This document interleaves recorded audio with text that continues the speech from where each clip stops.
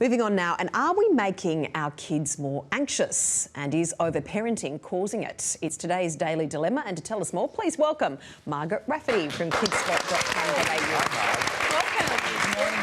Margaret, are we to blame for our children with anxiety issues? No, and I think it's really important. Thank goodness.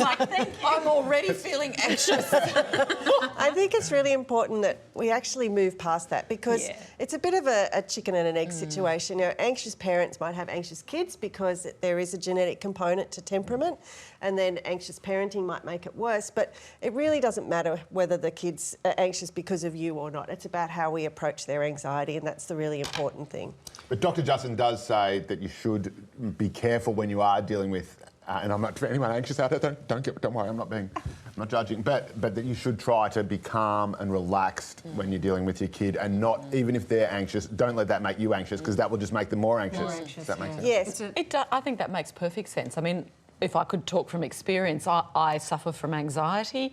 I am a helicopter parent, but I've worked really hard on trying to minimise my anxiety and to model trying to be as calm as possible with my girls, because I think, well, they're looking at me and learning from me. Yeah. Yes, I do slip up sometimes, but yeah, I try and sort of focus on just being calm. But you're also teaching your kids how to be calm by you saying, OK, well, I'm going to go for a walk now, or I'm going to meditate now, or it's calm time. So parents... I'm going to hide in the bathroom with the iPad and lock the door. I'm going to rock in the fetal position on the lounge for a little while. Mummy's OK. Shh, just leave Mummy alone. But is that true? Parents actually sort of teaching their kids, the flip side, the positive is how to be calm if they suffer from anxiety themselves, giving the kids those tools? It is important, and it's also important that we give our anxious kids control, because that's what it's all about, and show them that we understand how they feel. So it's about saying to them, let's negotiate. What is it that's upsetting you? I understand how you feel. What could we do differently?